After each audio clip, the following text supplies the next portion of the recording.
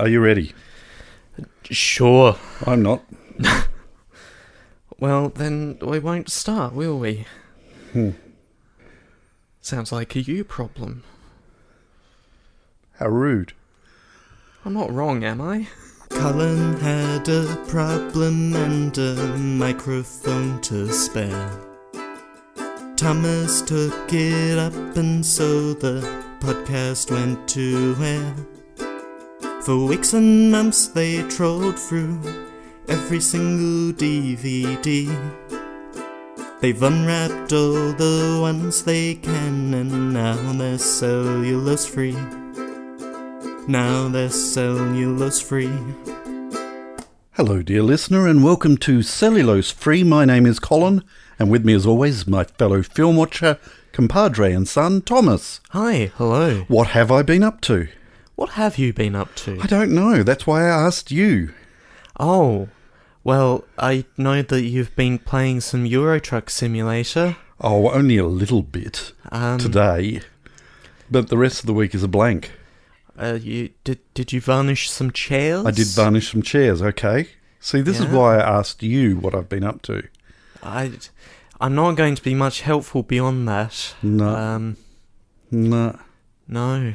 Good. So what have you been up to? What have I been up to? I bought 10 hair ties, an HDMI cable, and a Blu-ray of No Time to Die. And that was my week. And a partridge in a pear tree. No. I also bought the entirety of the 12 Monkeys TV series on Blu-ray, but that won't arrive for a little while yet. I don't know why, but I'm actually looking forward to watching that. Right. If I'm allowed to. Oh, yeah. Yeah. Just a matter of finding the time. Which is crazy because I know that it was streaming for some time. It was. And I didn't take advantage of that. Yeah. So. The first 3 series were on Netflix, and then they came off Netflix, and then the whole thing was on SBS On Demand, and then came off SBS On Demand. And now it's in a big box. Streaming limbo. A big box that will be here in, I am told, March. Right. Which isn't that long ago. Long away. Early March. Wow. That's like next week, isn't it? What's the date today? It's the 23rd. A little less early than that. Right. The week after. You maybe. cannot deny that early March is next week. No, you can't. So yeah, that'll arrive. Apparently it's coming all the way from Brisbane. Wow. Yeah. Cool. A Madman release, apparently. Is that right? Yeah. Wasn't expecting to see that on the Amazon page. No, but I wasn't expecting a kind of Spanish Inquisition. Nobody expects the Spanish Inquisition. The bit continues. It does. All right, so we ain't been doing nothing. No. So we'll move straight on into this Twilight Zone type scenario where I have no idea. So my youngest son asked, so what are we watching tonight? And I had to say to him, well, Thomas did say, but I have no idea. Yeah, my explanation wasn't very helpful in telling you what these things are. No. Because I didn't have a summary in front of me, and I still don't really have a summary in front of me, but welcome to a weird format break in which we have ourselves a double header. We do. Which will result in a triple header podcast? Yes, we've decided to break this one up. So we'll watch the first one, have a bit of a chat and natter about it, and then watch the second one. They are sufficiently far enough removed from each other. Right. For that to be a reasonable thing to do. Are they from the same artist? They are from the same artist, right. Yes. Okay. So right. What am I in for? So, first reel. Mm-hmm. We are going to be watching Don Hertzfeld's compilation of 3 shorts. This is an edited together compilation, apparently a seamless edit. Okay. of his shorts series It's Such a Beautiful Day, which is about a character named Bill who is not having a great time. Right. What genre is it? Is it animated or is it live action? Wikipedia classifies it as experimental animated. Good. So, as I say, I have no idea what it means. Yeah. My chin may well be dragging on the floor by the end of this. I don't know. So, did you do a plot synopsis after all of that? Or is there a plot synopsis? The danger of my experience with experimental films is that a lot of them don't have a plot. It does have a plot. Right. That much I remember from seeing it on Netflix, I think, one time. I've just got it. So when you saw it on Netflix, was it 3 separate things? I think it was the edited together version of it still. Which we are watching today. I'm still searching for some sort of reasonable synopsis. Alright, there we go. Bill struggles to put together his shattered psyche in this new feature film version of Don Hertzfeld's animated short film trilogy. Right. Thanks, IMDb, for that one-sentence description. So, for our dear listener and for me, who is Don? Don Hertzfeld is a American animator who has done all sorts of short films. The Academy Award winning, I can't remember, but I'm pretty sure Academy Award winning Rejected, which was a collection of supposedly rejected animated commercials for various companies that got very weird. Also did a couch gag for The Simpsons once. Oh, okay. Which was also very weird and definitely along the same lines. We're talking the traditional opening where they all end up on the couch, and something happens. Right. Yes. The only full episodes of The Simpsons that I have watched have been in unsubtitled German.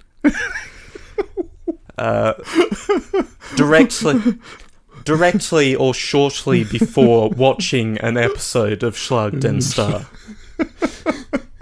And it's like, I'm already up, I don't have anything to do. Flip it on. Oh, look, it's The Simpsons. It's always on beforehand. I don't know whether I would suggest remedying that and watching some episodes of The Simpsons in English. Well, they were in the original tongue, but they were in 4x3, which I'm led to believe means the good era. But I don't know.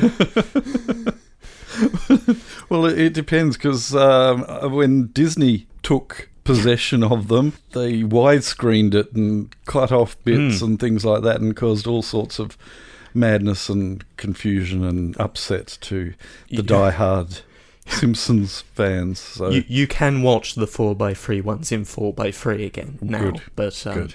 Anyway, and all sorts of other shorts that I haven't actually watched, but do exist somewhere on one of the 2 Blu-rays that I have in front of me. Okay. Yeah. Well, look, I think I've delayed and postponed and put off heading into this unknown territory. Thomas? Real one. It's Such a Beautiful Day. It is. It's about 28 degrees out there still. Yeah, sure Oh, is. you mean, sorry. Yeah. Yes, okay. Thomas is going to open the case. He's going to take the disc out in all its shiny Blu-ray Kickstarter goodness. He's going to put it into the machine. We're going to watch it, and then we're going to come back and talk about it. Yeah. And we'll catch you on this flip side. Turn to side B. No, we're not ready for that. We have to watch the other disc before we turn to side No, B. that's on side C. That's on a separate cassette. You are such a mongrel. Yeah.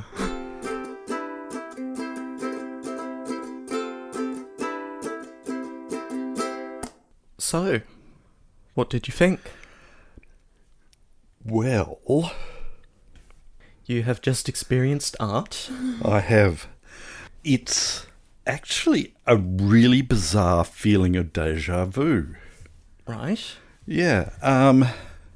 At least the feeling that I got through watching that.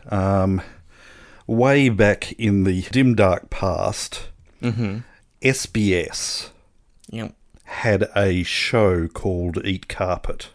Yep. I was going to say it was before your time, but they finished broadcasting in 2005, so it was still running when you were born. It was a 1-hour show that, from recollection, it was either on a Friday night or a Saturday night. And it consisted entirely of, this is what Wikipedia says, up to a dozen short films shot by amateur directors or film students from all over the world. An estimated 3,000 films ranging from 2 to 24 minutes duration were broadcast over the course of the series that went between 1989 to 2005. And was replaced with another show that went for about a decade. Yeah. And this would have fit right in. And I was just totally engrossed in Eat Carpet because there was just such a diversity, and certainly quality and appeal varied greatly. There were some shorts that were just absolutely enthralling to me. All of the short films I would consider had artistic merit. But there were certainly ones that grabbed me more than others did. This fit in extremely well into that category. Right. If this had appeared on Eat Carpet, I would have watched it. That being said, I think I would have appreciated it more in its 3 separate stages. And yet I'm questioning that myself already in that, okay, it was an hour long once it was all put together. And watching that evolution, I really am of two minds as to if I had seen it, because there was like 4 years between the first two? 2006, 2008, and 2011. Okay. I don't know. It's hard for me to determine whether, okay, if I'd watched that in like a 20-minute, each is like a 20-minute-ish. I don't know how it was originally. It is roughly 20 minutes each, yeah. Okay. Whether I would have, whether it ended on a cliffhanger or what, but the progression was also good to, I don't know whether I'm making any sense here at all, but it was good to watch that progression from start to finish. But I think I also would have appreciated it as the 3 separate. I'm indecisive, and now I'm not so sure. Right. Yeah. Well, that's helpful. Yeah. What did you think? I had forgotten much of the content of the film since I watched it. It's no longer on any streaming services here, but it didn't quite grab me until the second part started up, I think. Yep. But as a whole, it is a striking depiction of the mental deterioration of this character who we get to know over the course of the hour. Yeah.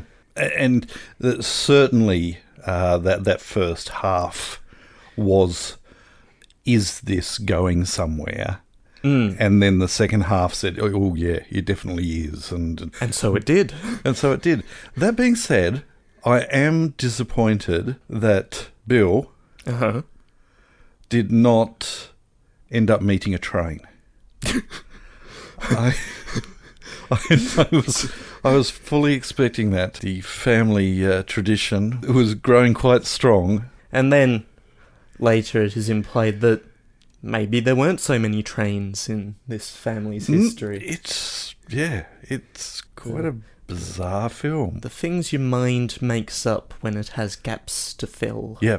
enthralling. It really was. I'm curious to know what when we call Daniel back in, I'm going to ask him what he thought of it. But yes, it is a progression of a crumbling mind, and also the uncertainty of what is actually crumbling here. Whether it is a physical deterioration or a mental deterioration, and whether there is a difference between the two. Very audio-visually intense in places. Yes. Some flashing lights in there. Yep. Some loud overlapping sounds. Yes. Again, very much at home in the e-carpet.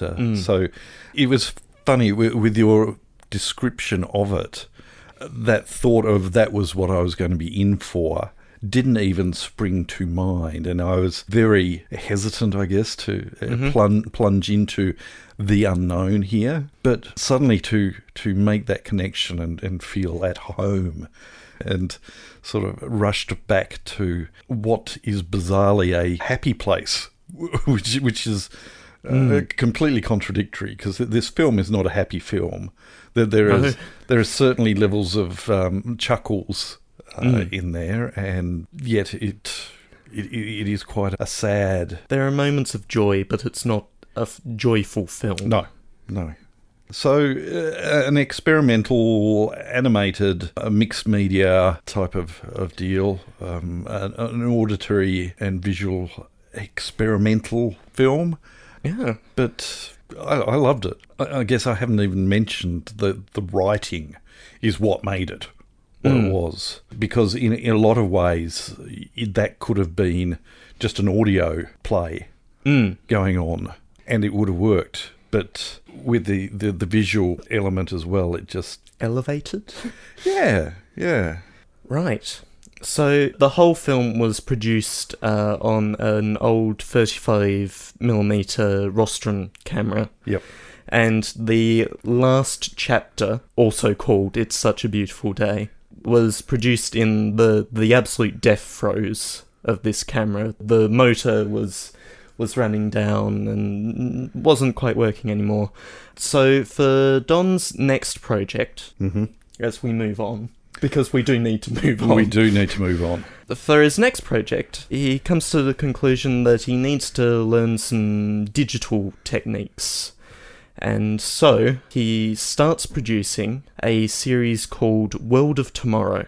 One of those is on the Blu-ray for It's Such a Beautiful Day, but as has been mentioned, I bought a Blu-ray with all three that currently exist. And so we're going to be watching that. Like It's Such a Beautiful Day, it's a bit experimental, but it's digitally animated, and it's a science fiction piece. Right. Which has been cobbled together from the ramblings of Mr. Hertzfeld's 4-year-old and then 5-year-old niece, and then added plot to make that make sense, because the 4-year-olds and 5-year-olds don't. No, they don't. So Thomas is going to take that disc out of its case. He's going to put it in the machine, and then no doubt he's going to ask me what I thought. So we'll catch on the flip side of side C. Yes, which is on a different... If I gotcha. Side C. It's on side C. We'll see you on side C. Yeah, but wouldn't you be saying turn to side D? No, because we're still on side B right now. Oh, okay. So we're turning to side C, which is on a different piece of physical media. Okay, we'll catch you on the flip side. Turn to side C. You mongrel.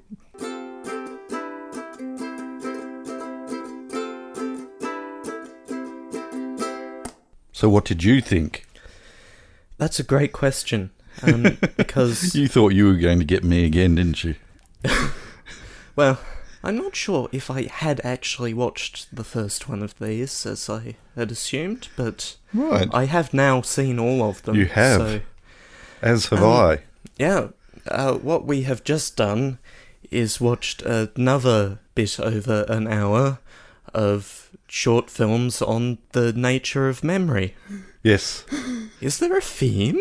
I think there is. A theme. Yes. And you know what else is on this Blu-ray of World of Tomorrow? What is that? Another short presented as a monologue by Don Hertzfeld titled On Memory, which is about... Any guesses? No idea. No, it's about memory. Oh, really? Yeah, it's explicitly about memory. You have evaded the question, though. I have evaded the question. I think I had a good time. It gets a little convoluted in the third episode. Yeah, I think the third episode, it veered off in a direction that I possibly wouldn't have gone. I don't know. I'll be keeping up. I'll see what happens next. I really did quite enjoy the first two. The third one, it felt forced. It didn't have quite the interesting... I daren't say natural flow because... but I think the source material that the plot was based around in the first two was stronger. Mm-hmm. And because he departed from that, he got another talent in that I suspect he got less direction from.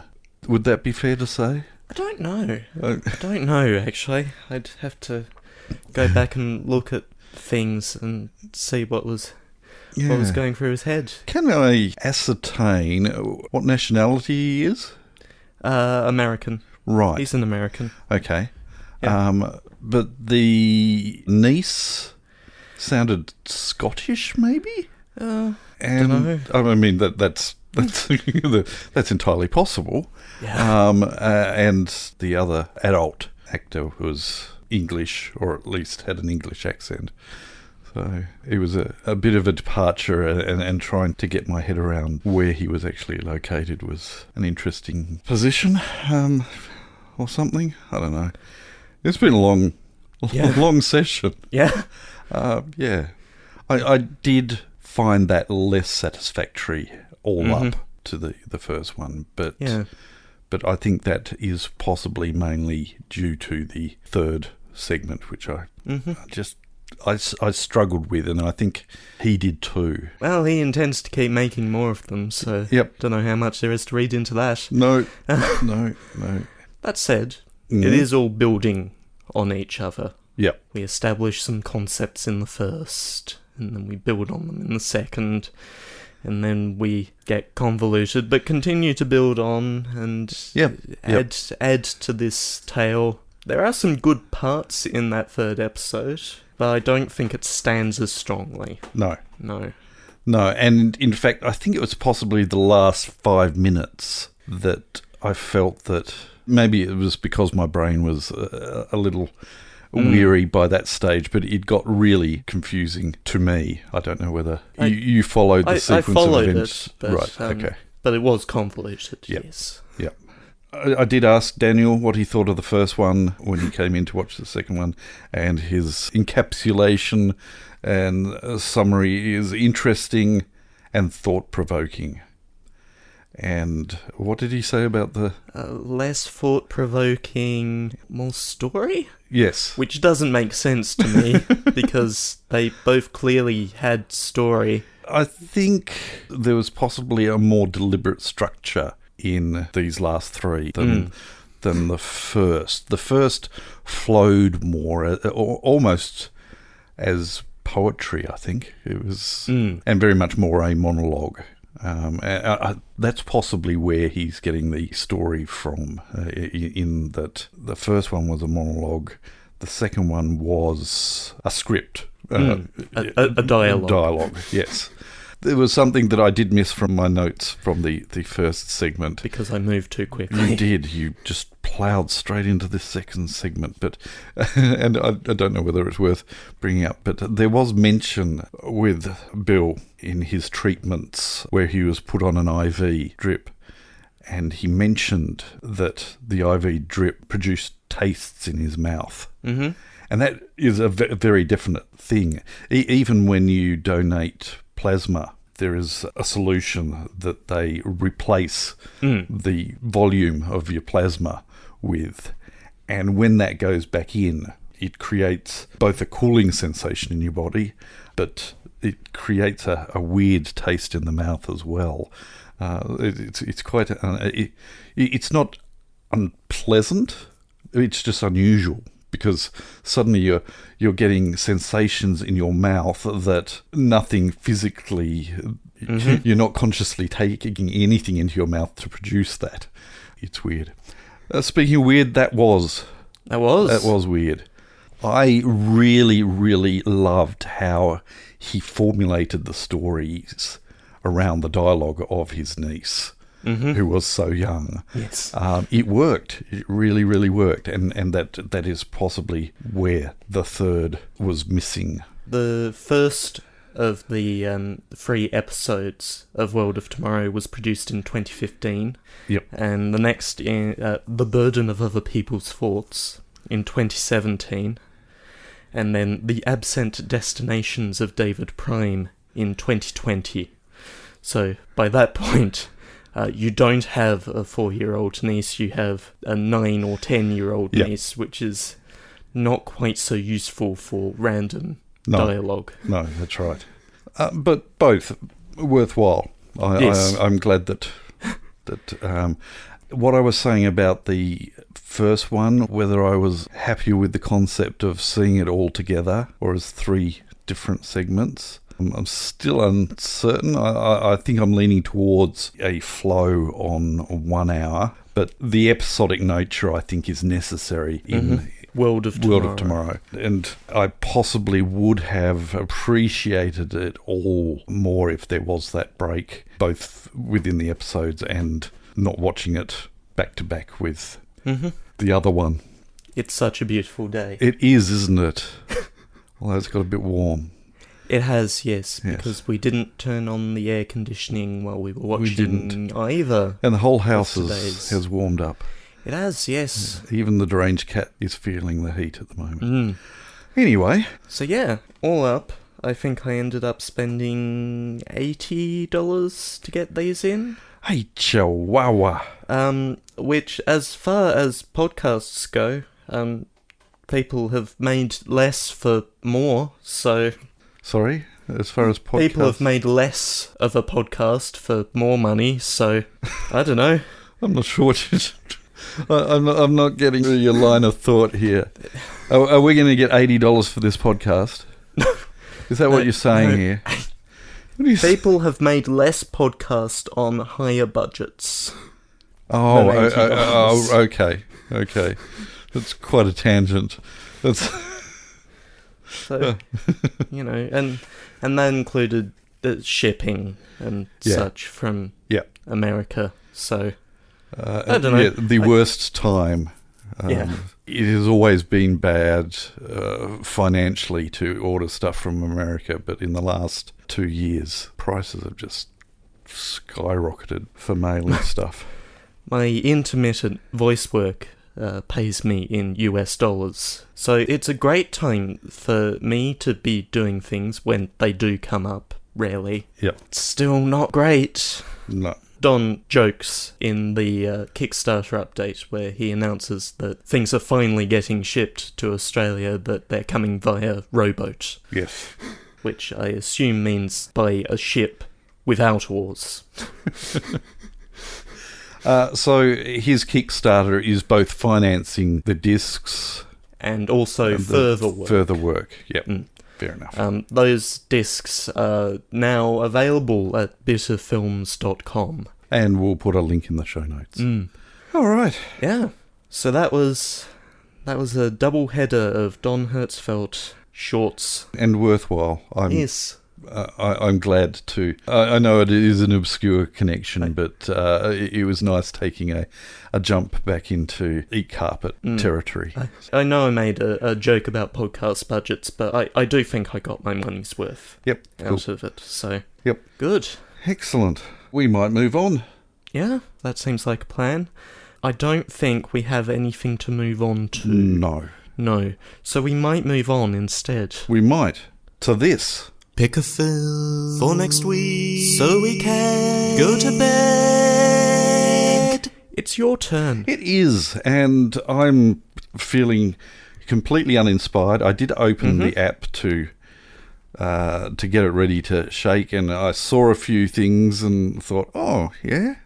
Oh, I could pick that, and then I realised that all of those things are there because I chose them to be something that I want to revisit. So I might as well take advantage of the randomising feature of my movies to pluck through the database and pick one for us. Oh. Ah. Well, the cover looks blue. You caught a glimpse of the cover. It is a film that I wish to revisit, obviously. That logically follows. And you have marked as interested. Okay. So it's one of those double whammy films. Uh-huh. Okay. Buzz in when you think you know what it's going to be. Uh-huh.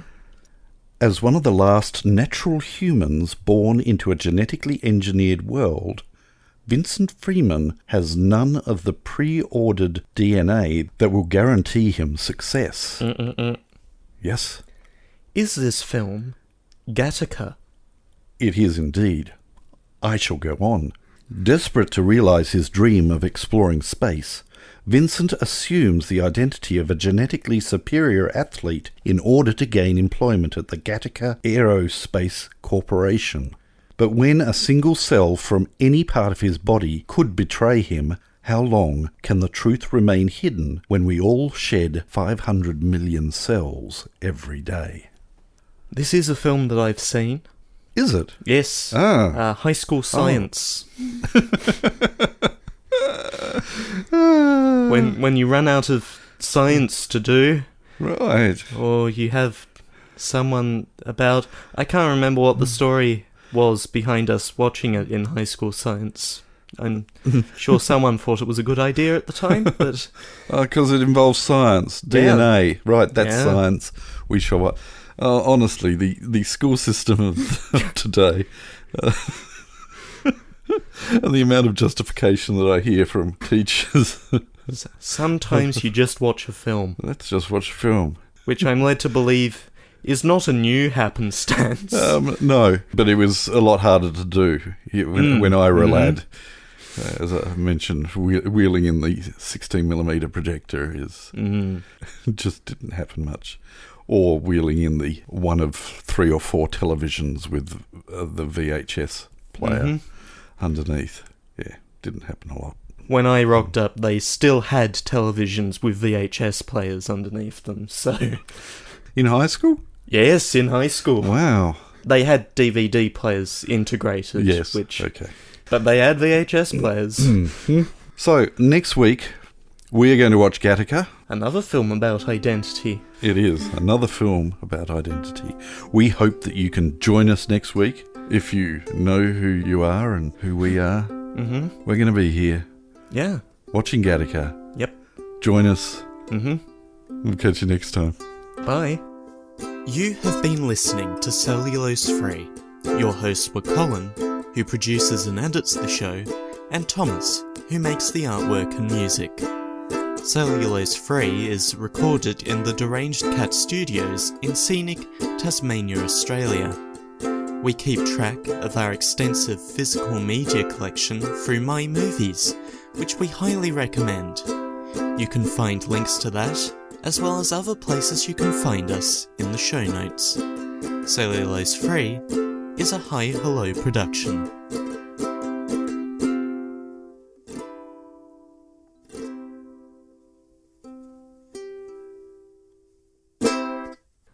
Or something. It's a podcast. Worth $80. Yeah. Oh, my brain hurts.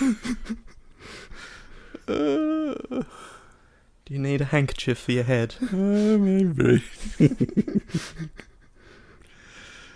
Do you need slightly ridiculous glasses? Slightly ridiculous glasses, yes.